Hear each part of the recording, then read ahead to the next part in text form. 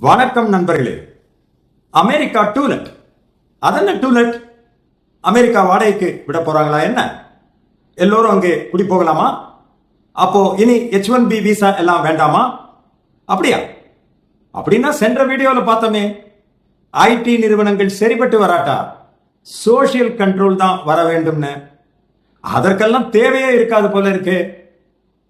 ஆமா நண்பர்களே, நாம் எப்பவுமே சொல்லுவோம் இல்லையா, மற்றவங்க எல்லாம் ப்ராடக்டை கிரியேட் பண்ணிக்கிட்டு இருக்காங்க, நம்ம சர்வீஸ் மட்டுமே பண்ணிக்கிட்டு இருக்கோம்னு. இப்போ என்ன நடக்கிறது தெரியுமா? தலைகீழா மாறிடுச்சு.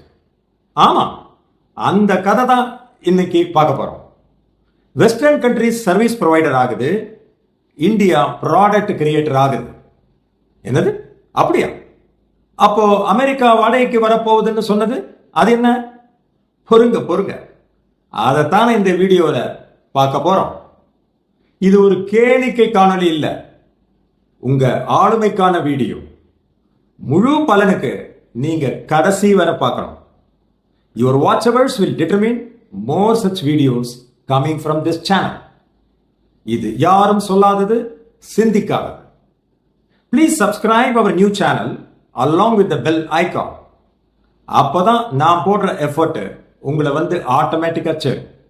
இல்லைன்னா நீங்க யூடியூப் அல்காரிதமுக்கு காத்து இருக்கணும். இது இந்தியாவுக்கு ஒரு பெரிய வாய்ப்பா?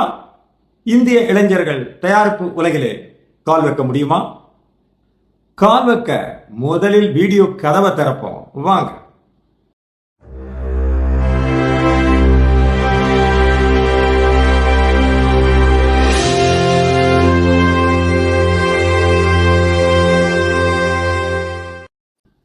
நண்பர்களே, ஒரு ப்ராடக்ட் உருவாக்க இந்தியாவுக்கு முதல்ல பெரிய பெரிய சர்வர் இன்ஃப்ரா எல்லாம் கட்டணும்.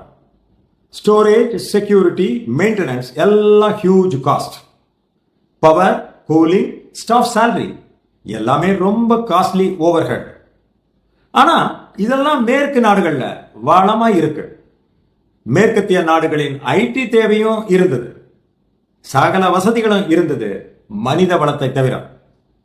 அவங்க கிட்ட பணம் கொட்டி கிடக்க, அதனால ஏராளமான சர்வர், சாஃப்ட்வேர், டூல்ஸ் எல்லாம் கட்டிட்டாங்க, ரியல் எஸ்டேட் போல. அதையெல்லாம் வாடகைக்காவது விட்டு காசு பார்க்கணுமே. அதனால அமெரிக்காவில் எல்லாம் வாடகைக்கு கிடைக்குது. அதுக்காக சர்வர் வாங்கலையோ, டேட்டா சென்டர் வாங்கலையோ, கிளவுட் வாங்கலையோ, ஆஸ்யூர் டூல்ஸ் வாங்கலையோ அப்படின்னு வியாபாரம் பண்ண ஆரம்பிச்சுட்டாங்க. இதுல ஏஐ வேணுமா, அது தனி டிபார்ட்மெண்ட்னு வேற வியாபாரம் செய்யறாங்க. அதெல்லாம் மொத்தமா விலைக்கும் கொடுப்பதில்லை. ஏன்னா அவங்களுக்கு மாதம் வருமானம் வேணுமே. அதனால வாடகைக்கு மட்டும்தான். அந்த கட்டுமானங்களை முழுதும் யூஸ் பண்ண அவங்களிடம் மேன் பவர் மற்றும் திறமை இல்லை. ஒருவேளை அவங்களிடம் டேலண்ட் குறைஞ்சு போச்சோ அப்படின்னு சந்தேகமாயிருக்கோ? இதுக்கு பொருத்தமாக 2 அமெரிக்க நிகழ்வுகளை பார்ப்போமா? முதலாவதாக, அமெரிக்கா காட் டேலண்ட் என்ற ரியாலிட்டி ஷோ. சோசியல் மீடியாவில் நீங்கள் பார்த்திருப்பீங்க. ஒருவர் பாடுவார், ஒருவர் ஆடுவார், யாரோ ஒருவர் மேஜிக் பண்ணுவார், இன்னொருவர் சர்க்கஸ் மாதிரி ஸ்டண்ட் அடிப்பார், இன்னொருவர் பொம்மையுடன் பேசுவார், கூடவே ட்ரெயின்டு டாக்ஸ், பேரட்ஸ் கூட பர்ஃபார்ம் பண்ணிடும். அவர்கள் இதனால உலகத்துக்கு சொல்ல வருது என்னன்னு தெரியுமா? நம்மால் கூட ஸ்கில், டேலண்ட், இனோவேஷன் ஷோகேஸ் பண்ண முடியும்னுட்டு சொல்ல வராங்க. என்னடா இவங்க எல்லாத்துக்கும் எப்பவுமே இந்தியாவையும் சீனாவையுமே நம்பி இருக்காங்களே அப்படின்னு நீங்க நினைச்சுட்டா, அவங்க கிட்ட சரக்கு ஒண்ணுமே இல்லையோன்னு மற்றவங்க சந்தேகப்பட்டா, அதான். ஆனா இதுல யாரும் வரலாம், குழந்தை முதல் மூதாட்டி வர. அமெரிக்கா மட்டும் இல்ல, உலகத்துல எங்கிருந்தாலும் அவங்க வந்து என்னெல்லாம் காட்டுறாங்க தெரியுமா? அதாவது கிரியேட்டிவிட்டிக்கு எந்த வரம்பும் இல்லைன்னு சொல்றாங்க. ஆனா மேடை மட்டும் எங்களோடது. நீங்க எந்த நாட்டை சேர்ந்தவங்கன்னாலும் பரவாயில்லை, உங்க திறமைய உலகத்துக்கு காட்ட நாங்க மேடையை கொடுக்கிறோம். இது ஒரு என்டர்டைன்மெண்ட் ஷோ மட்டும் இல்ல, ஒரு சாஃப்ட் பவர் கூட அமெரிக்கா உலகத்துக்கு காட்டுறாங்க. எந்த பிரெயின், எந்த கிரியேட்டிவிட்டி வந்தாலும் நாங்க தான் அதை உலக மேடைக்கு கொண்டு போகிறோம்னு அமெரிக்கா இன்னும் கிரியேட்டிவிட்டிக்கும் லேண்ட்லார்டாக இருக்கணும்னு முயற்சி பண்ணது. சரி, பண்ணட்டும். இரண்டாவது பார்க்கும் முன்னாடி please subscribe the channel and hit the like button. சரி, இப்போ ரெண்டாவது என்னன்னு பார்ப்போமா?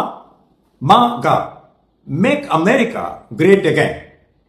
பிரசிடென்ட் டொனால்டு ட்ரம்ப் கொண்டு வந்த ஸ்லோகன். இதுக்கு பின்னாடி ஒரு பெரிய பொலிட்டிக்கல் அண்ட் எக்கனாமிக் மெசேஜ் இருக்கு. எளிமையா சொல்றேன். ஏன் கிரேட் அகைன் சொல்றாங்க? அமெரிக்கா ஒரு காலத்துல உலக பொருளாதாரத்துக்கும் தொழில்நுட்பத்துக்கும் absolute leader. Manufacturing Ford, GM, Boeing, ஐடியில் மைக்ரோசாஃப்ட், IBM, டிஃபென்ஸ் இன்னோவேஷன் எல்லாம் அவங்களோட கையில இருந்தது. உண்மைதான். ஆனா காலம் மாறி போயிடுச்சு. பல மேனுஃபேக்சரிங் ஜாப்ஸ் சைனா, இந்தியா மாதிரி நாடுகளுக்கு அவுட் சோர்ஸ் ஆயிடுச்சு. ஐடி சர்வீஸ்ல இந்தியா பெரிய ஷேர் எடுத்துக்கிச்சு. சீனா டெக்னாலஜி அண்ட் இன்ஃப்ரா லீடர் மாதிரி டெவலப் ஆயிட்டாங்க. அதனால அமெரிக்கா மிடில் கிளாஸ் கிட்டக்க ஒரு ஃபீலிங் வந்துடுச்சு. நம்ம ஜாப்ஸ் நம்ம கிட்ட இல்லையே, நம்ம ஐடென்டிட்டி, பவர் எல்லாம் குறையுதே. அதனால அவங்களுக்கு ஒரு பூஸ்ட் தேவைப்படுது. அது நியாயம்தானே? அதே போல மாகா என்ன சொல்ல வருதுன்னு பார்ப்போமா? Number 1, jobs back to America. வெளிநாட்டுக்கு அவுட் சோர்ஸ் பண்ணாதீங்க, உள்நாட்டில் தான் வேலை கிரியேட் பண்ணணும். Number 2, manufacturing revival. Made in America products அதிகப்படுத்தணும். Number 3, immigration control. வெளிநாட்டிலிருந்து வரும் சீப் லேபரை குறைக்கணும். Number 4, strong nationalism. நாம தான் வேர்ல்டு லீடர் மீண்டும்னு எஸ்டாப்ளிஷ் பண்ணணும். இதுல மெசேஜ் என்னன்னா, அவங்க பயந்துட்டாங்களா? ஆமாம் தான். அமெரிக்கா ஒரு ஃபியர் எக்ஸ்பீரியன்ஸ் பண்ணுது. China's economic rise, India's IT talent rise, outsourcing காரணமா ஜாப்ஸ் போயிடுச்சு. அமெரிக்கன் யூத்துக்கு ஃப்ரஸ்ட்ரேஷன், எங்களுக்கு வேலை கிடைக்கலையே. இந்த ஃபியரை பொலிட்டிக்கல் ஸ்லோகனா பயன்படுத்தினாங்க. அதுதான் MAGA. Real meaning of great again, நம்ம பழைய க்ளோரி, பழைய டாமினன்ஸை மீட்கணும். அதுக்காகவே அவங்க ஸ்ட்ரெஸ் பண்ணுறாங்க கிரேட் அகைன். ஏனென்றால் அவங்க ஒன்ஸ் கிரேட்டா இருந்தது உண்மைதான். இப்போ அந்த ஸ்டேட்டஸ் ஸ்லிப் ஆகுது என்றதால இழந்ததை மீண்டும் பிடிக்கிறோம். அதுல ஒன்றும் தப்பு இல்லை. இந்த 2 முயற்சியையும் உத்து பாருங்க. சமூக பொருளாதார சந்தையில அவங்களோட கிரிப் போயிடக்கூடாதுங்கிற அண்டர் கரண்ட் தெரியும். இது இயற்கைதான். இதில் எதுவாக வேணாலும் இருந்துட்டு போகட்டும். உலகம் இயங்குவது யாருக்காக? இது யாருக்காக என்று பாடினால் தெரிவது சந்தை, சந்தை, சந்தையம். நாமும் அதில் தான் இருக்கோம், இயங்குறோம் அப்படின்னு உணர வேண்டும். நம் ஐடி நிறுவனங்கள் உணர வேண்டும். வேலை நீக்கம் தீர்வு இல்லை. AWS, கூகுள் கிளவுட், அஸ்யூர் இதற்கெல்லாம் அமெரிக்கா இப்போ லேண்ட்லார்டு மாதிரி இன்ஃப்ரா ரெண்ட் சம்பாதிக்கிறது. அதான் அமெரிக்கா டூலட். இவ்வளவு ஜிபி ஸ்பேஸ் வாங்கினா இவ்வளவு தள்ளுபடிங்கிறோம். எளிமையா சொன்னா அமெரிக்கா லேண்ட்லார்ட், ரெண்ட் வாங்குறோம். India developers, innovators, coders, brain power எல்லாம் நம்மிடம் இருக்கு, டேலண்ட் ஆகிறோம். அதனால தான் இன்னைக்கும் ஜோஹோ, ஃப்ரெஷ் ஒர்க்ஸ் மாதிரி சாஸ் கம்பெனிஸ் இந்தியாவில் இருந்து உலகத்துக்கு போகுது. ரைட். இப்போ பாயிண்ட் என்னன்னா, இந்த ஸ்மால் கம்பெனிகளே போராடிய போது TCS, HCL, விப்ரோ போன்ற நிறுவனங்களும் போராட வேணும். ஒரு போரில் தோற்று விட்டதால வீரர்களை வீட்டுக்கு அனுப்புவதா என்ன? நிறுவனங்களே, நீங்கள் ஆர்ட் ஆஃப் வார் என்ற புத்தகத்தை படிக்கணும், படியுங்க. சரி, அமெரிக்காவும் பாடி ஷாப்பிங் செஞ்ச கதை உங்களுக்கு தெரியுமா? உலகம் பூரா அவங்க ராணுவத்தை மெர்சினரியாக அனுப்பி பாடி ஷாப்பிங் செஞ்சாங்க. ஒரு நாட்டை அழிப்பதற்கும் ஒரு நாட்டை பிடிப்பதற்கும் அவங்க ராணுவத்தை அனுப்பியது வரலாறே சொல்லும். ஆனா நம்ம பாடி ஷாப்பிங் கதையே வேற. ஒரு வேலையை சுலபமாக்கவும் நாட்டை வளர்க்கவும் தான் இரவு பகல் பார்க்காம உங்க நிறுவனத்தின் சாம்ராஜ்யத்தை விரிவாக்க உழைச்சாங்க. அந்த வீரர்களை வீட்டுக்கு அனுப்புவது அழகா? சரியா? வேண்டுமானா நல்ல தளவாடங்களை கொடுங்கள.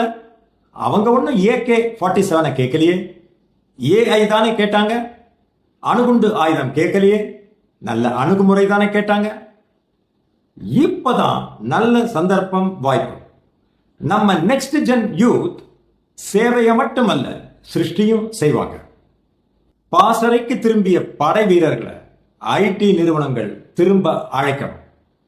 அப்படின்னா நாளைய கேள்வி, இந்தியா டேலண்ட் ஆகி இன்னோவேட்டராக இருப்பதில் ஐடி கம்பெனிகள் முடிவெடுக்குமா அப்படிங்கிறது தான், அல்லது அவர்களே லேண்ட்லார்ட் ஆகி குளோபல் இன்ஃப்ரா லீடர்ஷிப்பையும் கையில் எடுத்துக்கொள்ளுமா என்பதும் கேள்வி. அதுதான் அடுத்த தலைமுறை ஐடி ஸ்ட்ராட்டஜியோட பெரிய சேலஞ்ச்.